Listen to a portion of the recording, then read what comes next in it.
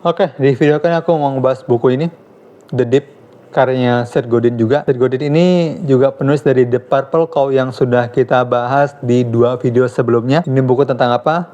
Pastikan kalian tonton video ini sampai habis. Mungkin kenapa aku membahas buku ini, karena ada satu pola nih yang hampir selalu sama di setiap orang yang ingin berkembang. Semangat besar di awal, motivasinya tinggi, keyakinan bahwa kali ini aku serius.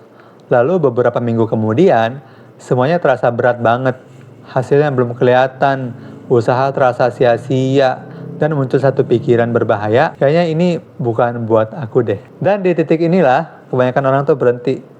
Bukan karena mereka nggak mampu, nggak. Tapi karena mereka nggak siap. Mereka belum ada persiapan yang matang. Mereka tuh menghadapi fase paling sunyi dalam proses bertumbuh. Menurut riset dari University College London, dibutuhkan rata-rata 66 hari untuk membentuk satu kebiasaan baru. Masalahnya adalah, kebanyakan orang itu menyerah jauh sebelum hari ke-66 itu. Dan penulis Seth Godin menyebut fase ini dengan satu nama sederhana, The Deep, yaitu judul di buku ini. Bukan kegagalan, bukan tanda kamu salah jalan, tapi fase alami di mana progres terasa lambat dan rasa ragu itu mulai lebih keras daripada motivasinya. Dan dalam buku The Deep ini, Seth Godin menjelaskan sesuatu yang sering disalahpahami. Nggak semua perjuangan itu layak dilanjutkan, tapi banyak hal besar justru hanya bisa dicapai oleh mereka yang tidak berhenti di The Deep-nya. The Deep adalah fase di mana usaha naik, tapi hasil belum mengikuti. Kamu sudah melakukan semuanya, bangun lebih pagi, belajar lebih lama, mencoba lebih serius, tapi realitas tuh belum memberi tepuk tangan. Belajar skill baru, bangun bisnis, membuat sebuah konten, memperbaiki hubungan kalian. Di awal tuh semua terasa menyenangkan karena progresnya cepat, setiap langkahnya terlihat, setiap usaha terasa dihargai. Lalu datanglah The Deep, grafiknya turun, energinya menurun, validasinya menghilang, semangat yang dulu berisik berubah menjadi suara kecil yang penuh ragu. Dan di sini perbedaan hasil hidup itu mulai terlihat.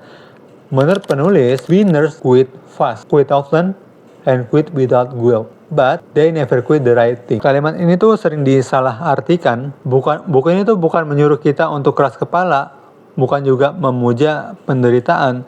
Ia mengajarkan kita membedakan antara deep dan juga dead end.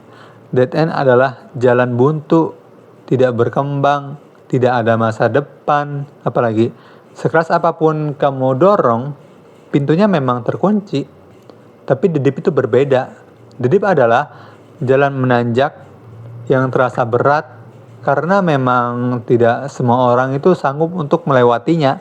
Seperti belajar bahasa baru, minggu pertama itu tuh bakalan menyenangkan banget. Minggu keempat tuh mulai pusing. Bulan ketiga udah kerasa mentok. Ataupun membuat konten. Video pertama semangat banget. Video ke-10 mulai sepi.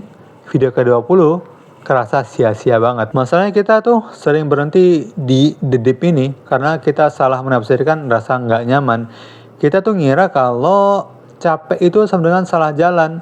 Lambat sama dengan tidak berbakat. Sulit sama dengan tidak cocok. Padahal itulah harga dari keunggulan. Tidak ada versi hebat dari diri kita yang lahir dari jalan yang datar. Riset dari Psychological Science Journal menunjukkan bahwa orang yang bertahan melewati fase frustasi di awal memiliki probabilitas ataupun kemungkinan sukses jangka panjang yang jauh lebih tinggi dibandingkan mereka yang sering berpindah jalur demi mencari yang lebih mudah.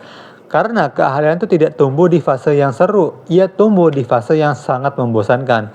The Deep adalah filter alami, ia tuh memisahkan yang serius dan juga yang main-main. Dan di era sekarang, di zaman sekarang itu The Deep terasa lebih menyakitkan karena media sosial membuat kita melihat hasil akhir dari orang lain tanpa melihat The Deep-nya.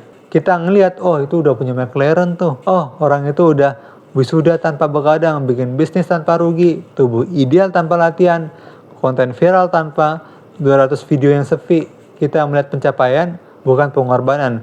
Kita melihat sorotan, bukan kesepian prosesnya. Akhirnya kita berpikir, kenapa hidupku lambat banget? Padahal yang kita alami mungkin bukan kegagalan, tapi proses normal yang sering kita jalani dengan jujur. Penulis juga menekankan satu hal penting, komitmen sebelum memulai. Jauh sebelum The Deep datang. Kamu harus sudah menjawab apakah ini layak untuk kita perjuangkan, apakah aku siap melewati fase membosankan, apakah aku mencintai prosesnya bukan cuma hasilnya. Itu karena penting banget. Karena berhenti di The Deep, lonjakan tadi, bukan masalah kurang disiplin, tapi kurang kejelasan di awalnya.